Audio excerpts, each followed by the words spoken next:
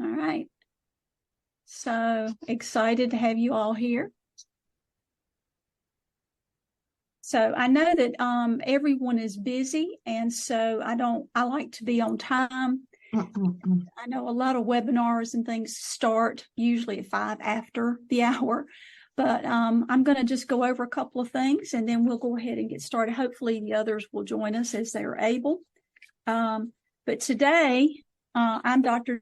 Judy Butler of The Guardian's Gift, and we're going to talk about conversations. And for those of you who don't know me, The Guardian's Gift is a passion project of mine that helps people create their legacy and estate plan all in one. And it is the most comprehensive planning system for estate planning and legacy planning in the world. There's nothing else like it. And for that reason, I'm having to teach people what we do. So I'm excited that you're all here. Thanksgiving's coming up on Thursday. I hope you're all ready. It's a big day for families to gather together. And for that, it's a good time to plant seeds, a good time to think about having conversations that we wouldn't ordinarily have. But let me introduce you to Mark. Mark Hensley he's got this long, I don't know if y'all can't see it long. There it goes. Wonderful bio. He is the Associate State Director for Community Outreach and Advocacy in the Triad region with AARP, North Carolina. And Mark just told me he's also covering the Charlotte area, so his duties are more than doubled. And prior to joining the AARP team in 2018, he was the Dementia Services Coordinator for the North Carolina Department of Health and Human Services, Division of Aging Adult Services, where he led efforts to implement North Carolina's first Alzheimer's state plan, including the development of dementia-capable communities across the state. This is awesome. Dementia is a big deal. Mark has over 25 years of experience with home and community-based services for older adults, state policy and legislation development, compliance monitoring, program development, grants administration. Dang, Mark. Mark currently serves on the board of directors for the Triad Retirement Living Association, affectionately known as TRALA, and the National Board of Directors for Adult Children of Aging Parents, also affectionately known as ACAP. Personally, he's been a caregiver for both of his parents, who he lost to dementia. He holds a Master's of Arts degree from Appalachian State University, and he's a recent graduate of the class number 28 with Leadership North Carolina. Mark and his husband reside in Greensboro and are proud parents of a daughter, Catherine, who is an elementary school teacher in Durham. So welcome, Mark. Mark is my friend, and I admire him and respect him. And that's why he's here today to help us. So if you would please stay muted unless you have a question, raise your hand, and we'll get your questions at the end. So Mark and I are just going to have a conversation because that's what this is all about. So Mark, tell us how and why you got into the senior adult industry. Totally by accident. I actually came to work for an area agency on aging because I needed a job. I had been in school for so many years, and I was in Boone, Appalachian State University, and I answered an ad for, back then, you applied for a job out of the newspaper for a contracts manager. Well, I knew how to do that. But I looked around and saw all these books on the age wave and caregiving, and we weren't even hardly using that term back then. But I looked around and I realized, wait a minute, this is really applicable to me because my parents were older. They had taken care of my grandparents until they passed. And I knew that I was going to be an adult child of aging parents because I already was. My dad was 50 when I was born. So I was caring for him when he was 86, I was 36. So I stumbled into it and fell in love with the work and saw how this is really an everybody issue, including myself. And I realized I wanted to be part of helping people. And I feel like my journey of my career, I've been able to do that. I told Judy I didn't have to prepare for this because I've been answering the phone for over 25 years and talking to families to the point I wanted to answer the phone and go, I know your family's different. It's all on you. Your brother is a drunk and your sister is a harlot and you can't get any support. No, your family's just like everybody else's family. Families have dysfunctional people. They have difficult situations, and everybody cannot be a caregiver. They just don't have that skill, and you have to first forgive them and then begin to unwind the issues. That's so true. And right now, most of you, I think I've had conversation with, know that I am caring for my mother who has moved into our home.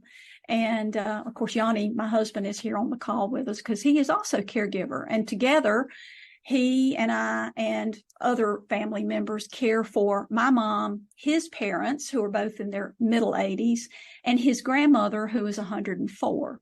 So we do have a lot of folks that we are caregivers for. And so we are living actually what I talk about and preach all the time. So Mark is exactly right. There are people in our family that are not meant to be caregivers. And sometimes they attempt, and I'm like, get out of the way, dang, you're causing more problems.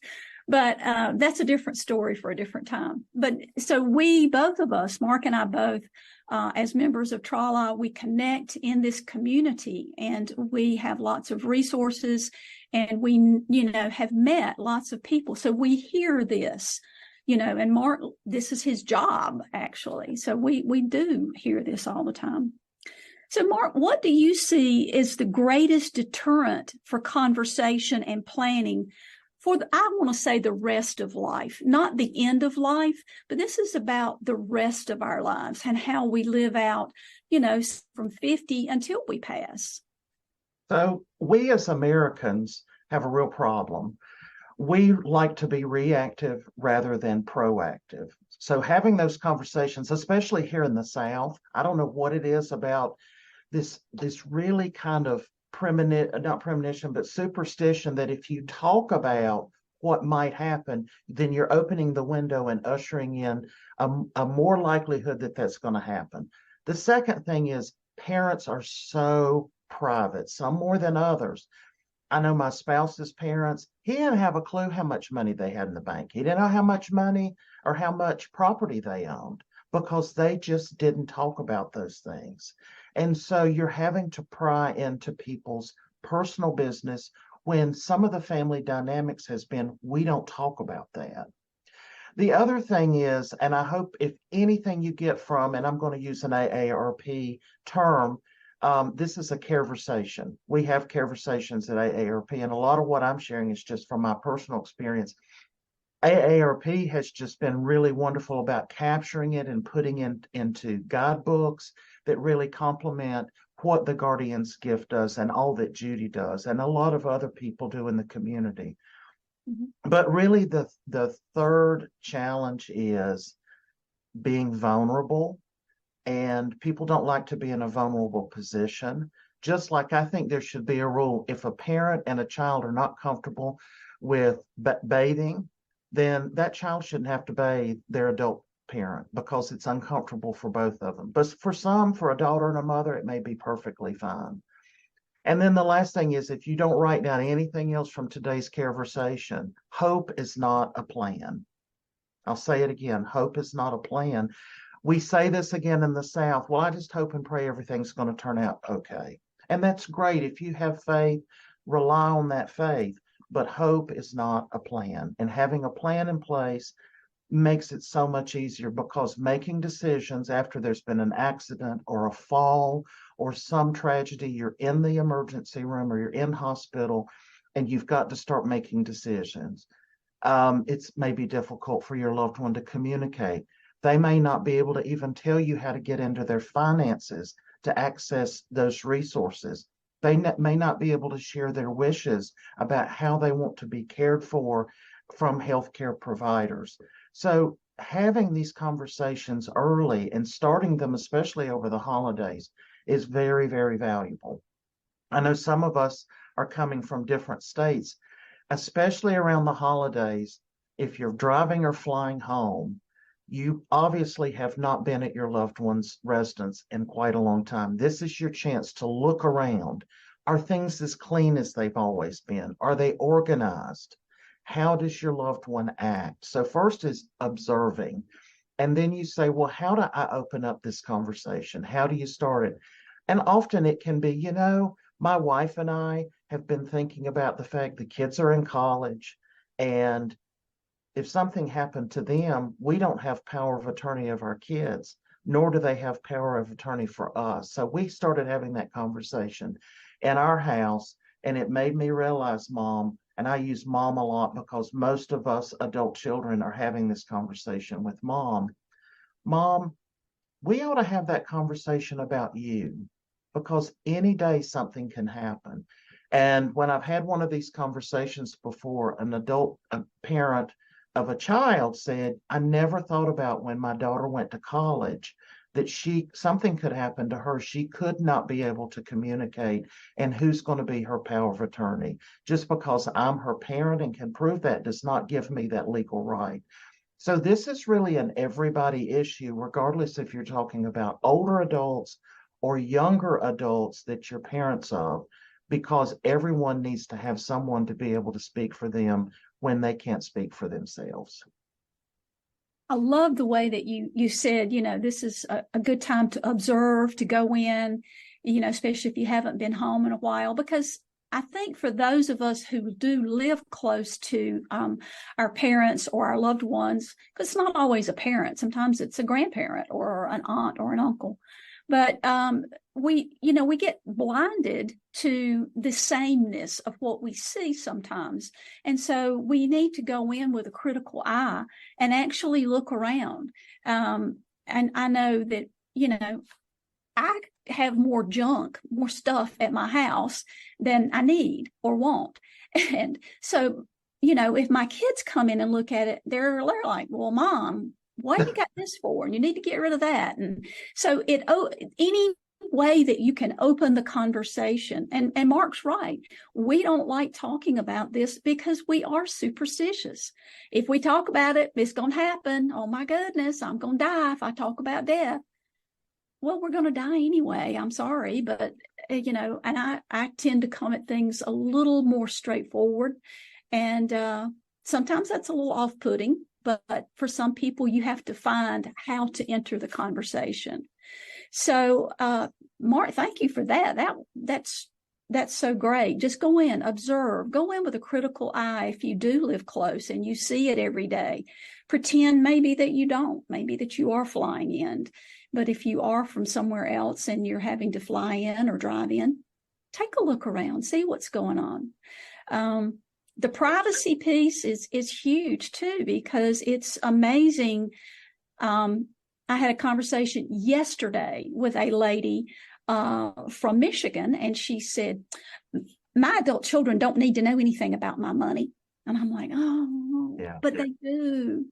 So I think that's really important. Okay, if you have that situation and you don't trust family, you better find somebody you do trust. It could be your lawyer, it could be a clergy member, it could be another relative, or it could just be a trusted friend. Because again, family dynamics don't always lend themselves.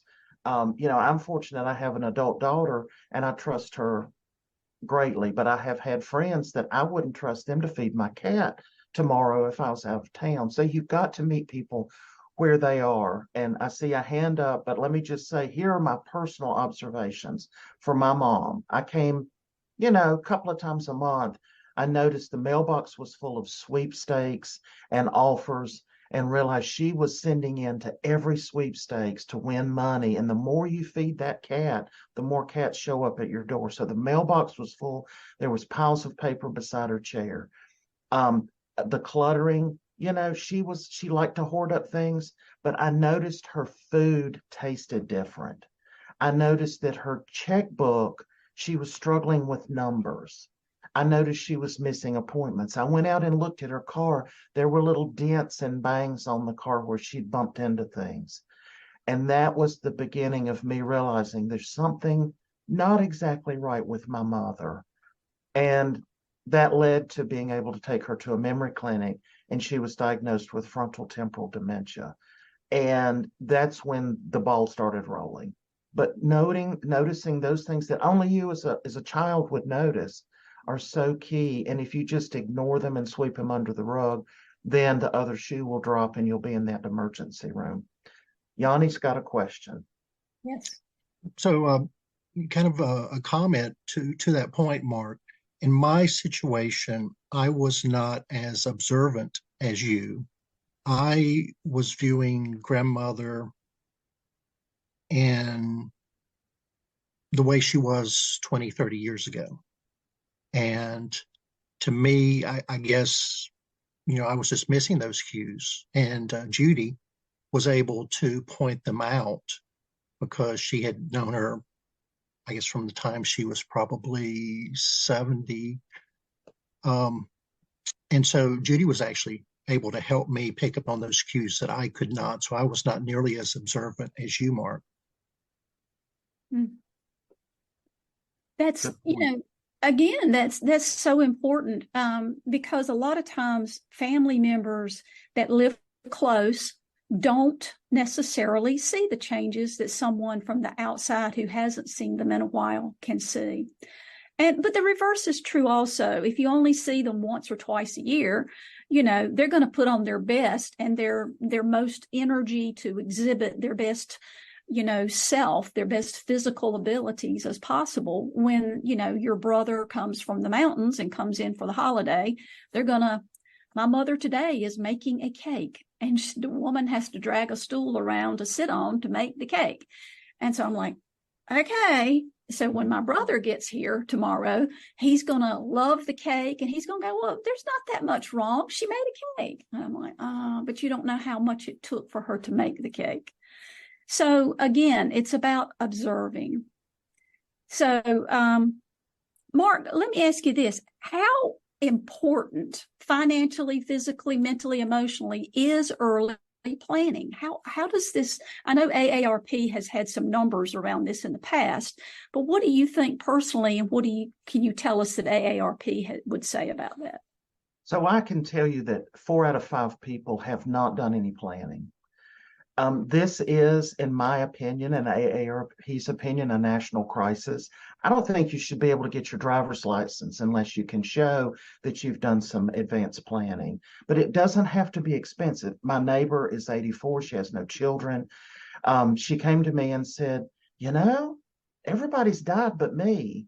And I don't know what's going to happen to my stuff. And we started having a conversation. I sent her to an elder law attorney.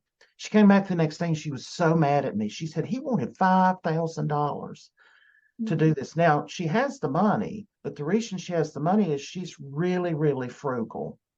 So I found her a lower cost attorney, but I said to her, you've got to pay for peace of mind. You have to pay for these documents to be in place. And a lot of them you can do. Go to the Secretary of State's website for any state. Every state's different. We live in 50 little countries. But the Secretary of State has your advance directives right there for you to fill out. You can have them notarized, and then you can put them in a database. But you need to give that to your loved one. It's just a matter of taking care of it. Just like we have to file our taxes, this is something you have to do. It is extremely important to be prepared because all you're doing is avoiding grief. Let me give you the example. My parents were older. I was able, luckily, to convince them to do powers of attorney.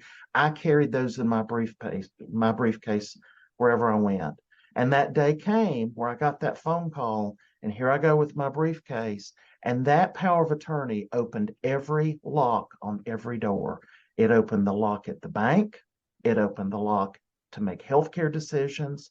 It opened the ability for me to speak on my mother's behalf because she had double pneumonia. She had had a slight stroke, and she could not make any decision. And so they could look to me and I could make those decisions, and it opened the pathway up. So think about the fact that having this in place. I've also been with family that loved one is in rehab. They've realized there's some cognitive impairment, and you have to pay a lawyer to come to the facility. So that's an extra cost, and pay them after hours to do a power of attorney. They have to interview them to determine that they're competent to make this decision. What if they're not? The attorney will not give you power of attorney. Then what do you have to do? Something I highly recommend to avoid. You have to petition the court for guardianship. Guardianship is a legal way to designate you to be a decision maker, but because it's a court's decision based on the incompetence of the loved one, you have to report all of your activity to the court on a monthly basis. It is a lot of burden. It's a lot of paperwork.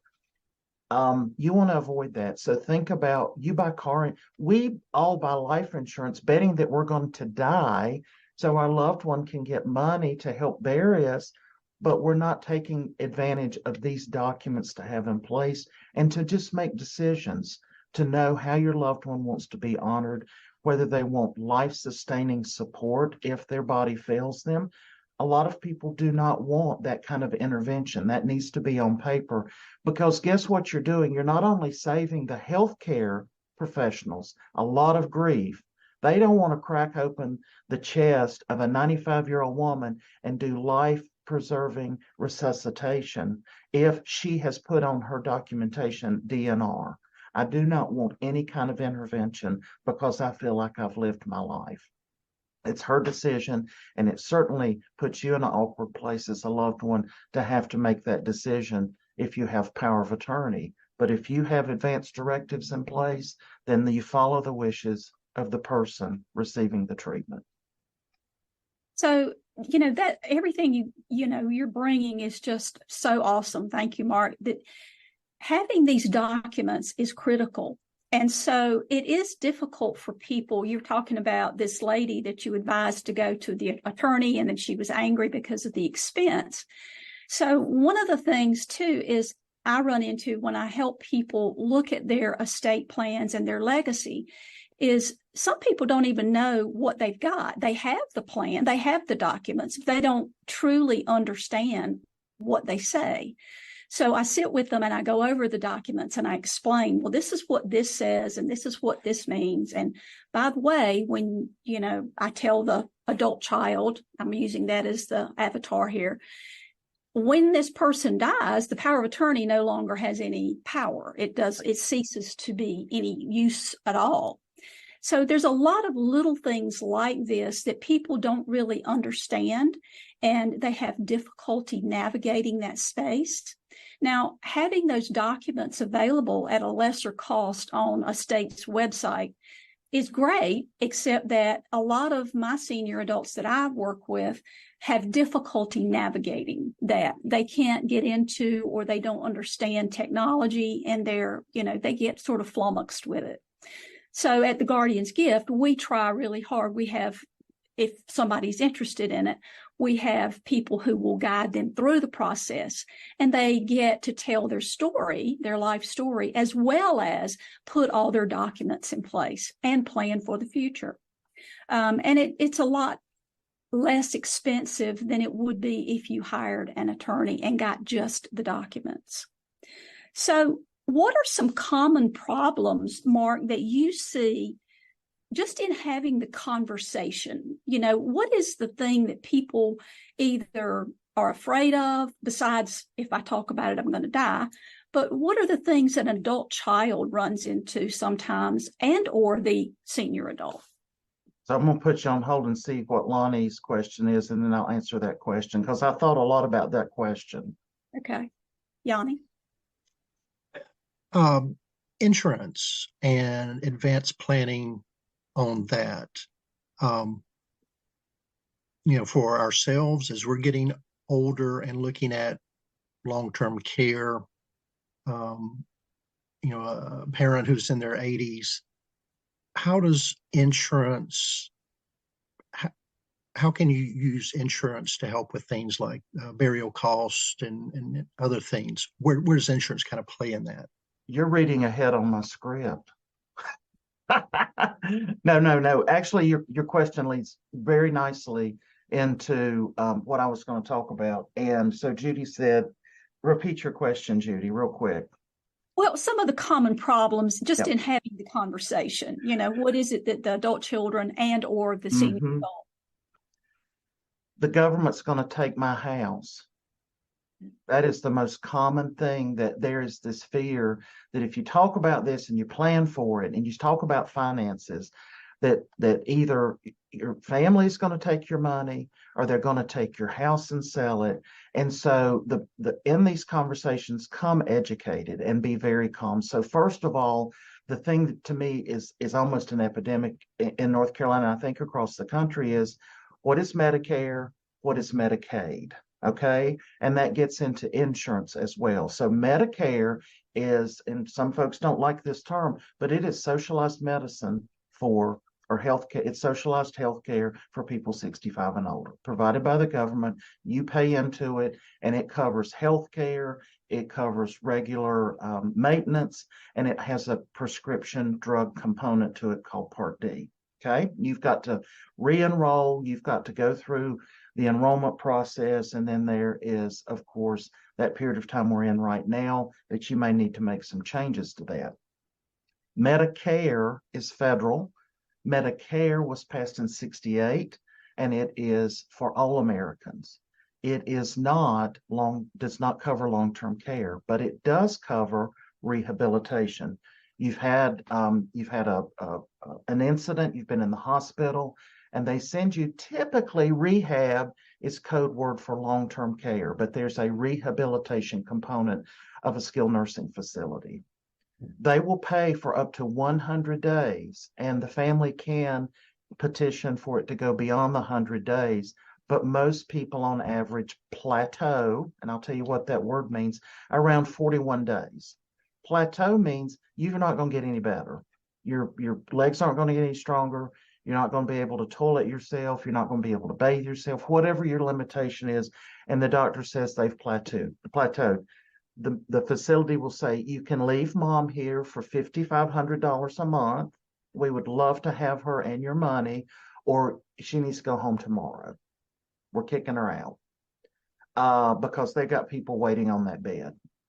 And this is where the conversation typically comes in that no one has had. What are we going to do? How much money does mom have? What insurance does she have? So let's say that mom has paid for 30 years on long-term care insurance. That is, in my book, very rare, because most people had to put kids through school. They had to pay for a house. They worked their whole life, and they didn't have that extra $200 or $300 a month for long-term care insurance. But do you know where the plan is? Do you know who to call? You should have had that plan out and visible when this incident happened, because the likelihood that mom could go into skilled care for rehabilitation, and she may get better and come home, but she needs to stay longer. But the facility said you've plateaued. You need to have that insurance policy. Health insurance, a lot of people carry after they retire. I'm a early retirement state employee.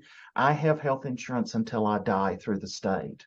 It does not cover long-term care. It covers medical care. Long-term care is room and board plus medical care. So my prescriptions very likely are covered by Part D or my insurance. Any kind of optometry visit, dental visit, or medical visit outside of the facility, you use your primary insurance or Medicare. But long-term care insurance pays for long-term care, room and board, and care in that facility. People don't understand that Medicaid is the state-provided low-income health assistance. This is the biggest problem in our country. If you call a county Department of Social Services and you say, we're in the hospital, mom needs to stay in long-term care, I don't know how we're going to pay for it. They'll say, how much does mama make a month? $1,100. Sorry, she's not eligible. She makes too much a month. The second thing I want you to write down, there are two types of Medicaid.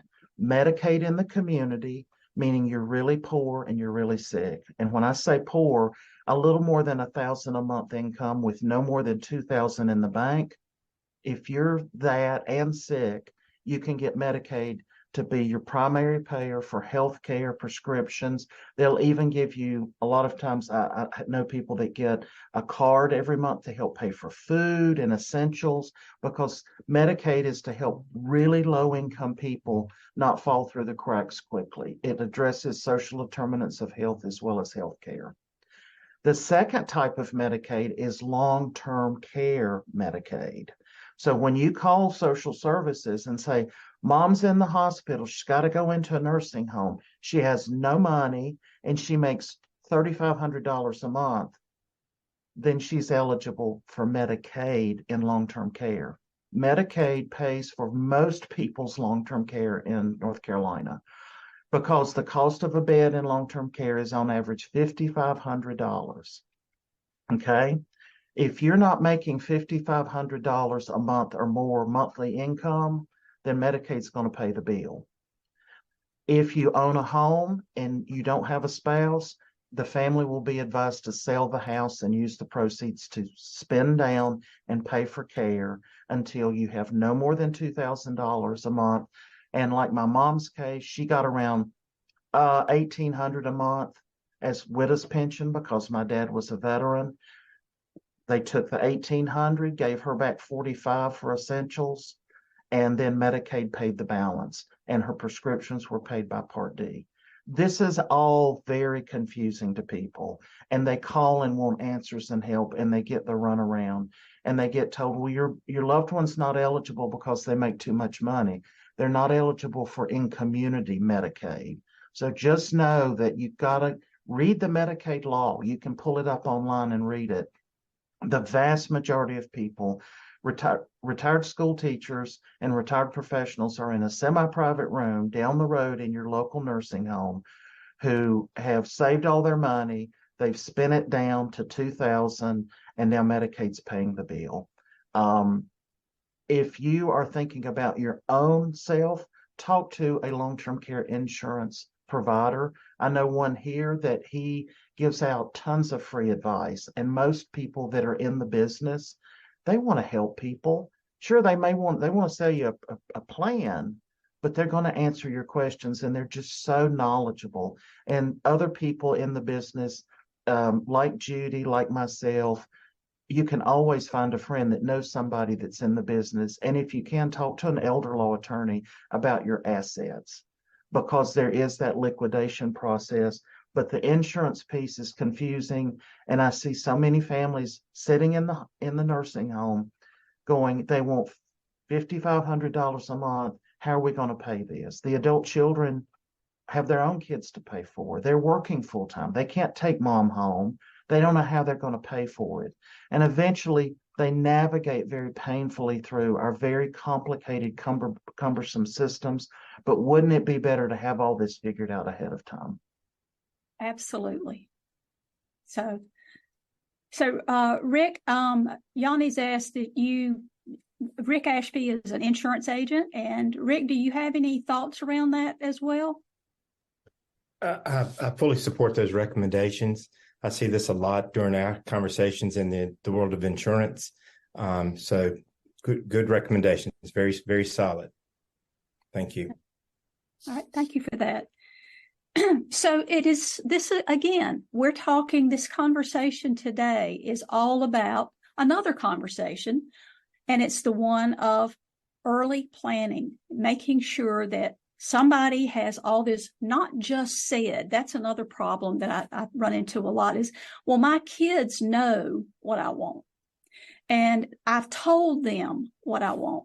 Well, in those moments of upset, emergency, talking to doctors and figuring out what we're going to do, sometimes it just goes right out of people's heads. And they're like, well, what did mom say? What did dad want? We can't afford this. How, when they're trying to figure out the logistics, the emotions get in the way of being able to remember what was told to them. So therefore, it's critical that these things be written down. And again, the guardian's gift is the whole end point of it is a book or a flash drive that has everything on it. Yeah, Yanni's got his over there that we put together. So the flash drive idea is great, Judy. I have a volunteer that she's a retired CPA, and their tradition is every Christmas she gives a new flash drive to all of her children. And the new flash drive means if you lost the old one, here's a new one. If something's changed, it's updated. And it's without question provided. And that way, all the kids know everything up front. I just personally went through with a family where all of these arrangements were made with one child out of 4. And when the will was read and when things were discovered, it shattered that family because it hit siblings against each other. All of a sudden, the secrets were revealed, and it was a mess. It was a lot of heartache. So if everybody's up front and sharing documents ahead of time, you can avoid all that grief. Right. And that's one of the things that as a psychotherapist and a pastor that I help families with is when mom or dad says to me, well, my kids don't need to know about my finances. And I'm like, au contraire. And they also need to know all of your deep, dark secrets, not all of them, but we, I encourage them, if you have a child that's a drug addict, you don't want them being the executor of your estate. But we also need to understand the family dynamics that come into play and who's going to be in charge and what are they going to run into as far as pushback from their siblings or other family members. And if everything is stated in black and white, it's written down, it's on a flash drive, then there's not as much to argue about because this is what the person who created this plan really wants to happen. But it also gives the person creating the plan an opportunity to explain, yes, I love you, but I do know that you have a drug problem. Yes, I love you, and I'm leaving you some money in a trust so that you will be looked after and you won't end up on the street homeless. But I don't want you to manage it because, frankly, I want to be sure that you are looked after. So it's an opportunity then to sort of clear the air and to work through some issues psychologically and emotionally. So, yes, that's true. Speaking of that, Mark, what problem or problems typically catches people off guard when they're planning or that catches the adult children or the people, the executors left, afterwards? What catches people off guard? Are they not expecting? A lot of times the wishes about how things should be handled. For example, the cost of a funeral can be $1,200 for an urn and cremation, or it can be $25,000 for a plot, a box, all of that.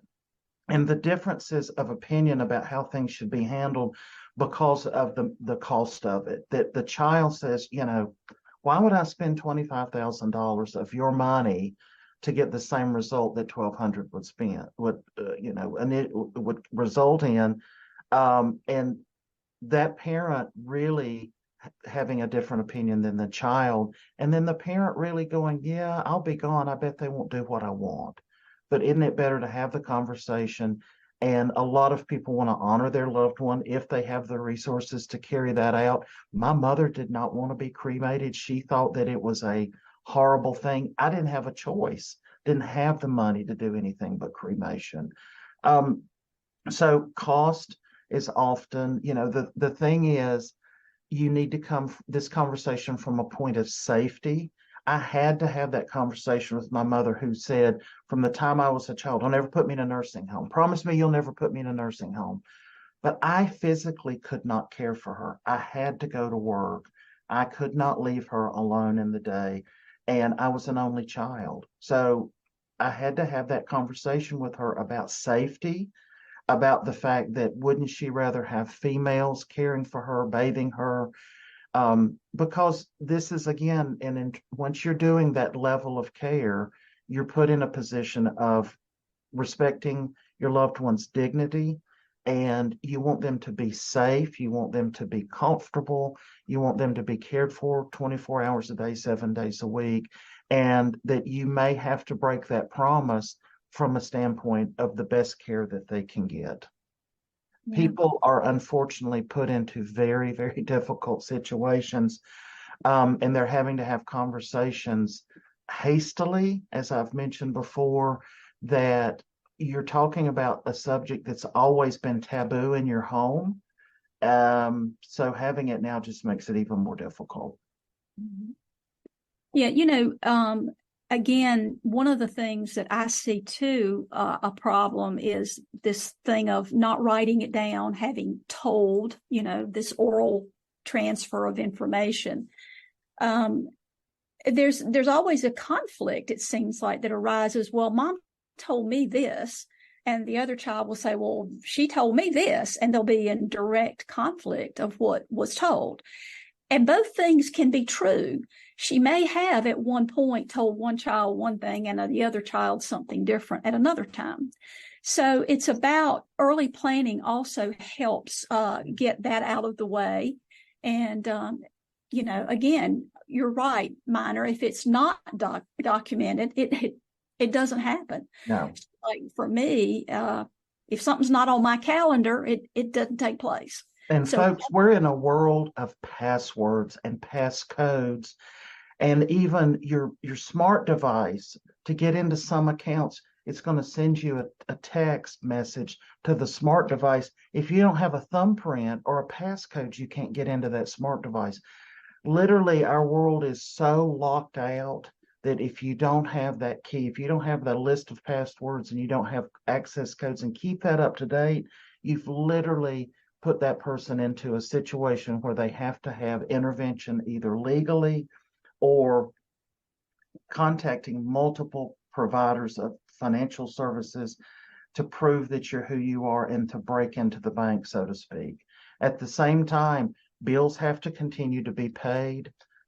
You've got to keep the lights on at mom's house. You've got to keep things moving along, because guess what? You miss one payment on a certain policy, all of a sudden that life insurance policy's gone. A life insurance policy that you need maybe 6 months to a year down the road. So having that trust, and it doesn't have to be a child, it's got to be somebody you trust wholly and fully, but hopefully it will be a child. But those holiday conversations, you're going to be met with this resistance. Oh, I just want to have a good time. Wait, let's not talk about that right now. We're here to celebrate. No, it's the perfect time. You can have your turkey. You can watch the Macy's Day Christmas Parade. And after all that's over with, this is a good time to have the conversation. We don't have to be anywhere. Black Friday's not till tomorrow.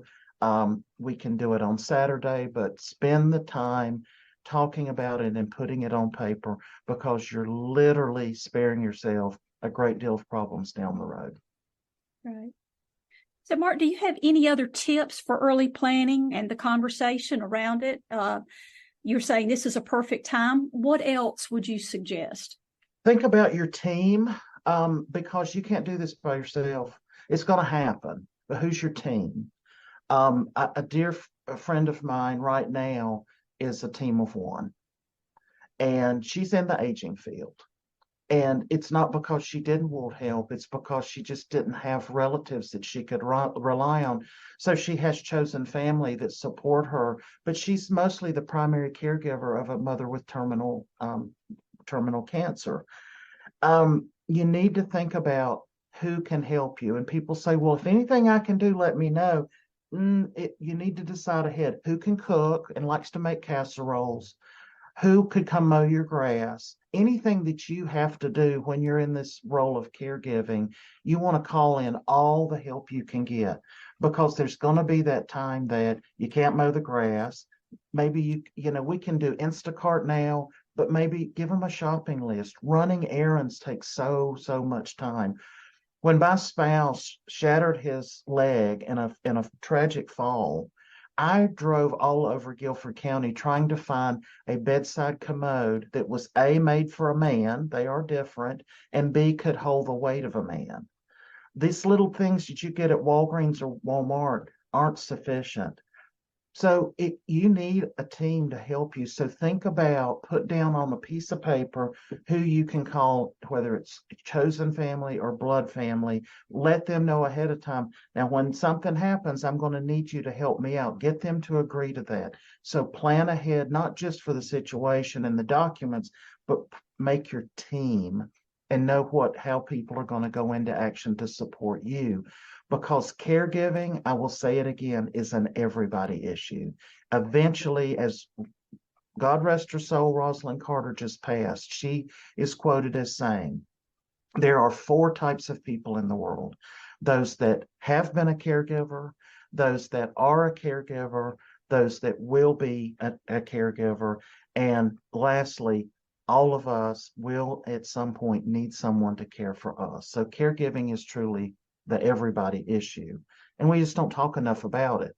I'll go back to my original statement. Americans think they're going to live forever. We like to be reactive instead of proactive. I'm asking you not to just be proactive for yourself, but share this with loved ones, friends, and neighbors that you see that aren't addressing this for themselves. Yes. Thank you for that, Mark. That's amazing. One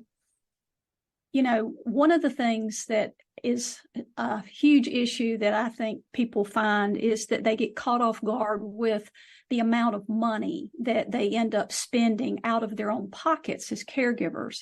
So one of the things that I want to say today on behalf of the Guardian's Gift is that starting the Cyber Monday, because this is an online service for some part and for some people across the United States, we're going to have $50 off of all of our time capsules. There's a self-led one that you can do by yourself at home. People who are tech savvy, and they want to do it, they can do their planning that way.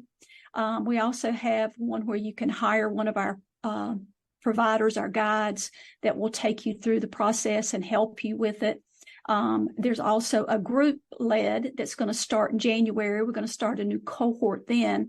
And for people who want to do that and be part of the group like we are today, where we have conversation about the different pieces and parts, there's that. And then there's also one that you can actually hire me for, and that's the top end. And I actually work through a lot of the spiritual components as a pastor, a lot of the emotional components as a therapist, so as well as the legal and financial pieces.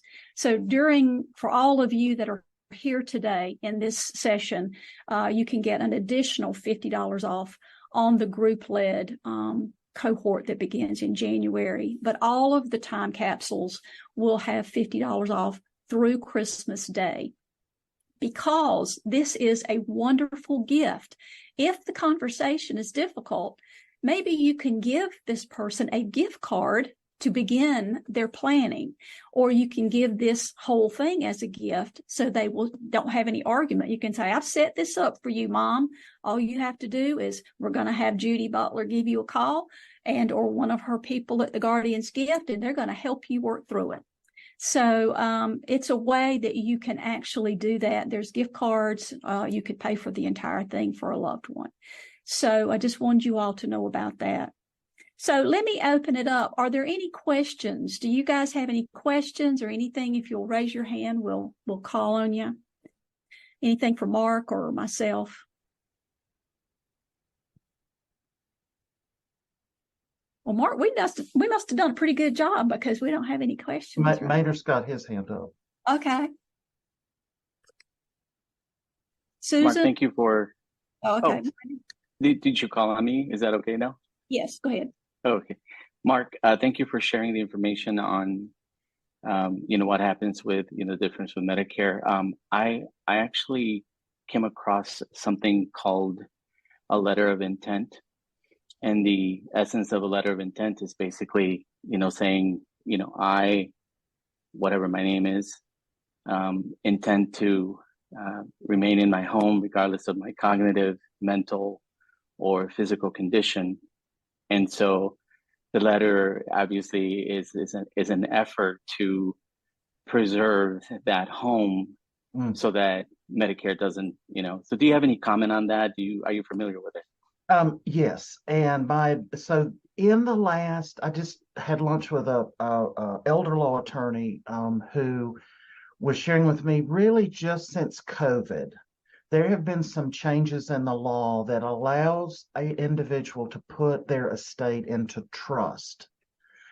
The particulars of it, I believe, start with that letter of intent, but you really want to get advised by an attorney because it has to be put into a legal trust.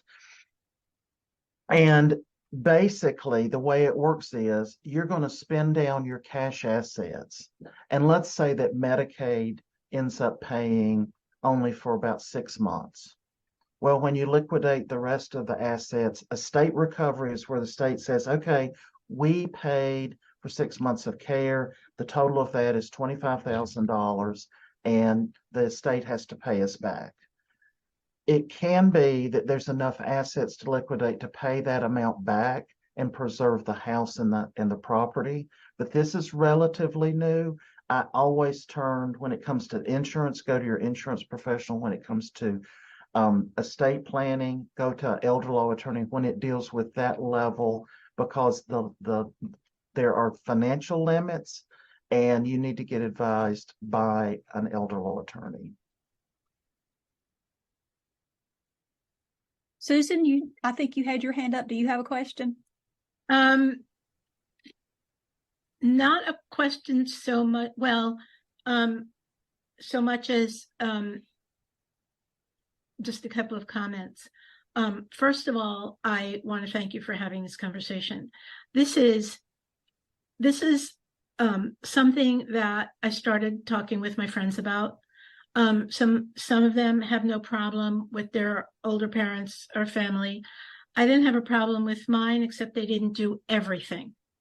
And what I'm hearing, especially Mark, you working for AARP is one of the ways to broadly educate people, to have this kind of conversation,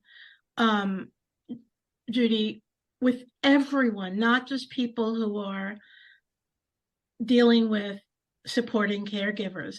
I think it needs to be part of the American conversation that we have about so much other stuff. And so I thank you for doing this. And I just met Judy a few weeks ago when I reached out to her, because I thought I invented having these conversations until I started looking around and saying, oh my God, there's all these people. What I'm focusing on is not so much dealing with caregivers, but people when they're younger, to start having the conversations for themselves. So it's that's kind of stretching the spectrum, and everything that you've said that is of concern would be of concern to a 50-year-old, a 60-year-old who has children, let alone is caregiving for an older parent. And I just had something that tickles me that I did. I haven't had a husband in a very long time. I lost my only child. So the people who are closest to me are my brother and sister-in-law and their 2 kids. I've had basic conversations, but not the kind that I'm going to have. And I went into my files and I looked through my files, and I did a Marie Kondo kind of thing in my files, and in some of my mementos that I don't really want people finding after I'm gone, when they're cleaning out my apartment. Can I address that, Susan? Can I just address that? Yes. We had a friend, it was a dear friend of mine, and he was terminal for a long time. And he said, when I die, you beat my sister to my house. There's a black box under my bed. and you take that black box and you throw it in a fire somewhere. Don't open it, just throw it in a fire. And when we got to the house, the sister was there with her son changing the lock on the house. Oh, 6:30 in the morning. He had a massive heart attack at 3 a.m. and died. wow. And we got there, and she wasn't real happy about me being there. But I said, I just came to get one thing that he told me that belongs to me. And she said, that's fine. I got the box and hid it. And, you know, you have to have that trusted friend to say, I've got some things that are very personal to me and I don't want anybody else to have them. And that's very real.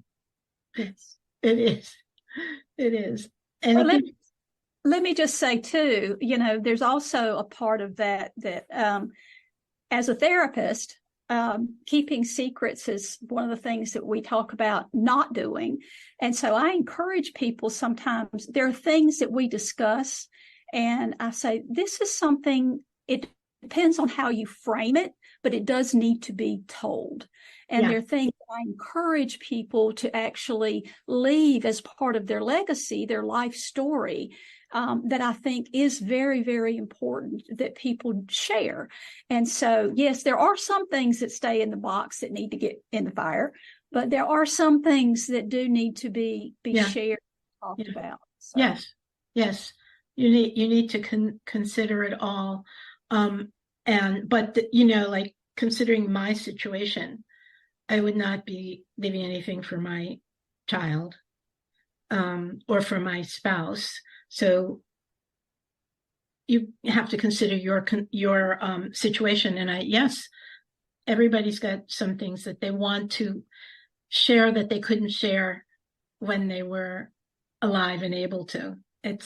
They'd rather have this little distance, you know. Yeah. To honor my employer, I want to give you two last resources. One is a compliment to the Guardian's Gift, which is truly a gift. It is what I consider the all-inclusive Cadillac model of this conversation. The things I've shared today are in a very simple guide called Prepare to Care that AARP publishes. I put the link, you can download it, and it's really a 5-step process. And it's just the beginning of what the Guardian's Gift does. And it's about having the conversation, forming your team, making a plan. But that's just the basics. I mean, we're just skimming the basics. The Guardian's Gift takes it so much further and really honors that person. So the second thing I'll tell you is if you run across someone that says, I can't go online and get documents, I don't want to call Judy, I just need help with my advanced directives, go to your local hospice.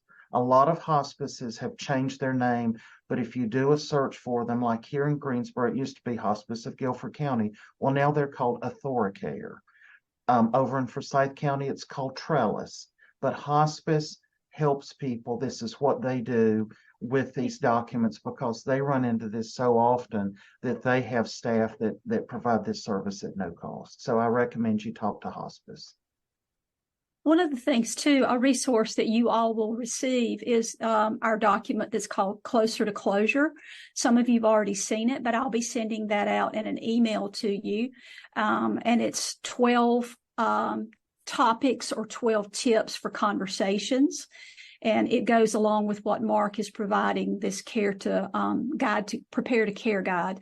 So you'll be getting some resources that is available as well.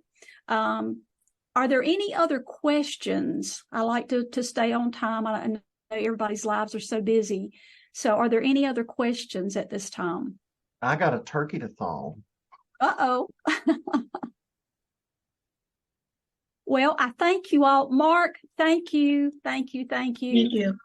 for being here and helping us have this conversation today. And for the rest of you, thank you for joining and being part of this. Please pass this information along, share it. It's a passion for me. I want people talking about it, making their plans, whether it's with me or not. You know, I'd love to be able to help, but if not, do it somewhere. get this taken care of. Start the conversation, make the plans, encourage people. We all know people that really and truly need to do this. So start talking about it. So thank you, Mom. Blessings to you all, and I hope to see you all very soon.